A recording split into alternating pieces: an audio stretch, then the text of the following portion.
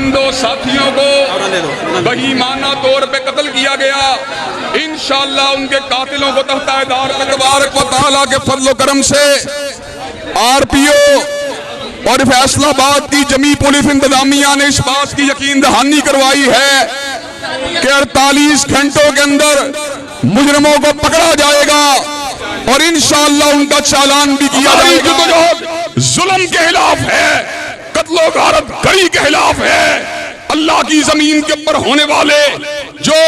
فسادی عناصر ہیں ان کے خلاف ہے۔ انشاءاللہ ہم فسادی عناصر کو قانون کے کٹہرے میں انشاءاللہ خون دل دے کے نکھاریں گے روح پر کے گلاب، اور ہم نے گلشن کے تحفظ کی قسم کھائی ہے۔ وآخر دعوانا الحمدللہ رب العالمین۔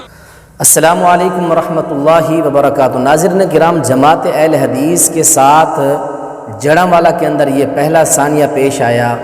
پھر اس کے بعد ڈی جی خان کے اندر ایک بہت بڑا ثانیہ کہ 16 سال کے 15 سال کے حافظ قرآن بچے کو چھریاں مار کے ذبح کر دیا گیا۔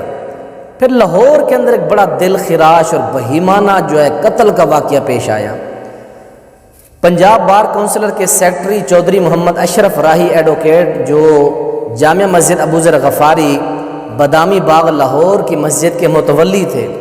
ان کو ان کی گاڑی کے اندر گولیاں مار کر موقع کے اوپر ان کو شہید کر دیا گیا۔ تو میں ارباب حکومت سے پوچھنا چاہتا ہوں، کیا یہ حکومت، یہ نظام، یہ سیکورٹی، یہ حکومتی ادارے، کیا اسی طرح مسلمانوں کو بیار و مددگار اس طرح گاجر مولی کی طرح کاٹ دیا جائے گا؟ خدا را ارباب حکومت کو اور امن پسند ادارے جو ہیں ان کو چاہیے کہ ان واقعات کا بر وقت نوٹس لیں۔ کتنے علماء جو ہیں شہید کیے جا رہے ہیں، پشاور کے اندر علماء کو، پاکستان کے اندر، ہمارے پنجاب کے اندر، کتنے جنوبی پنجاب کے اندر، اپر پنجاب کے اندر کتنے علماء کو شہید کیے جا رہے ہیں۔ جڑانہ کے اندر واقعہ پیش آ چکا ہے، پھر ڈی جی خان کے اندر واقعہ پیش آ چکا ہے، پھر لاہور کے اندر جو ہے پنجاب بار کونسلر کے چودھری محمد اشرف صاحب کو رحمۃ اللہ علیہ کو شہید کر دیا گیا۔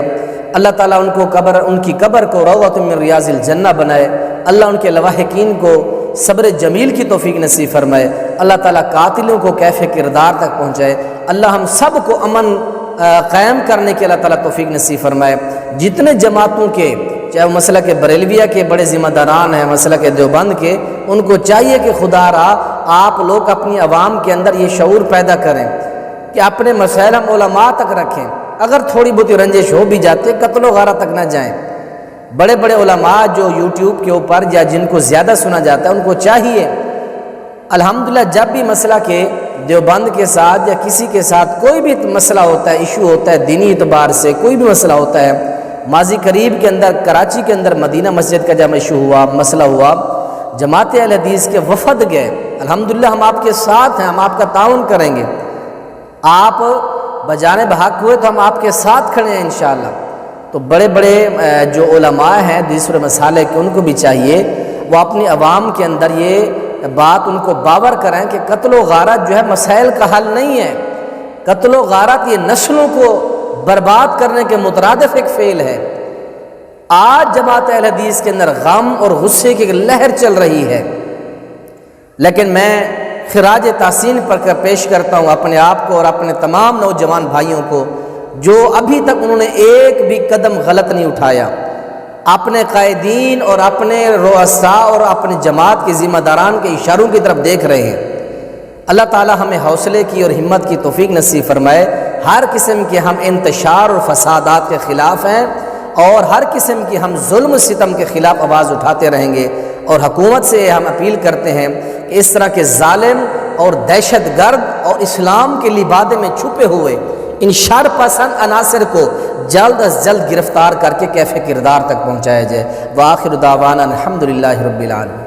کتنے منٹ